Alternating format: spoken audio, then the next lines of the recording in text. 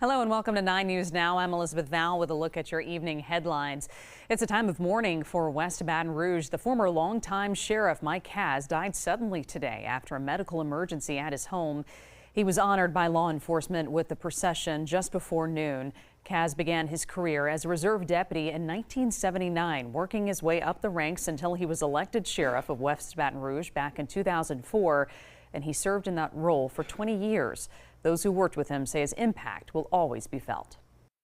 Just at the height of his life, enjoying retirement, to come to an abrupt stop like it did, that's really, it's really shocking to all of us, and he had a great life, a great family, a great career, and he leaves behind a great legacy. Kaz was 69 years old, had only retired about 18 months ago. Funeral arrangements have not yet been announced.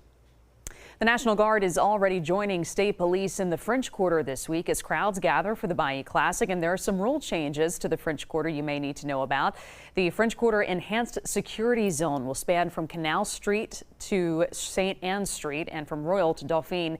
Backpacks, coolers, and ice chests will be prohibited.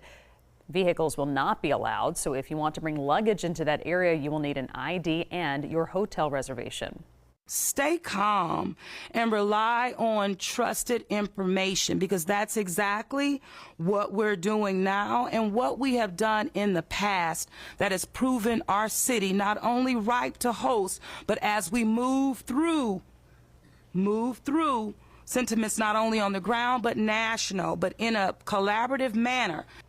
Louisiana State Police say that troopers will maintain a strong presence throughout the French Quarter. Southern University and Grambling State will face off Saturday afternoon at 1 o'clock at the Superdome.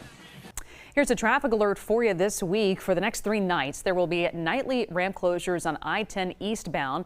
The Department of Transportation is closing the Braddock Street on-ramp and the Dalrymple off-ramp each night starting at 8 o'clock, so this started about an hour ago. We're told that the ramps will reopen at 5 in the morning each morning, and this is all weather pending.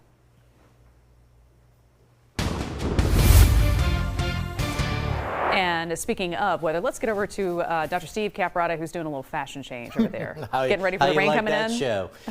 Yeah, tracking some storms out to our west and northwest tonight. We've got a tornado watch actually not too far away in parts of western and northern Louisiana, back in East Texas. That's in effect through 1 a.m. But note, none of our viewing area included in that tornado watch. We do have a number of warnings in effect in northwest Louisiana. Even a tornado warning. Looks like that's not too far from Natchitoches. That's a new one. So an intense line of storms moving through northern Louisiana, back in East Texas. But note the trajectory, generally moving eastward. So I think the greatest severe weather threat tonight largely going to stay a little bit north of us. Now locally right now we are mainly dry. One exception is we've had some downpours moving through northern Point Coupee Parish, now crossing the Mississippi River into western Wilkinson County, staying a little bit west of Woodville. So most of us are still dry.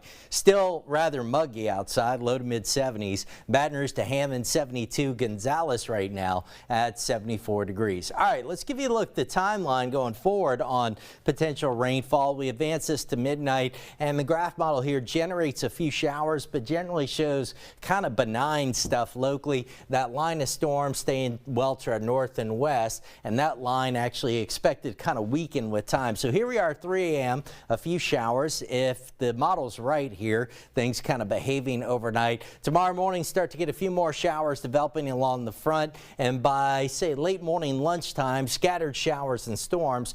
And even then, isolated strong storm not out of the question, but the cold front will move through. Will be dry by late tomorrow, and then the cooler air finally arrives. You'll feel it Wednesday, a high of 69. Thanksgiving Day looks really nice. Chilly start around 40, 63 for a high. Sunshine throughout. We'll keep Black Friday chilly as well. Then as we get into the weekend, temperatures rebound a little bit, kind of closer to normal, but also some rain chances returning, especially later Saturday and the Sunday. Maybe kind of an unsettled pattern Sunday into the first part of the next week. Liz. Steve, thank you so much. So coming up on 9 News at 10, East Baton Rouge leader discussing funding for roads and drainage as departments are trying to work with some cuts. We'll have that story for you coming up at 10 o'clock.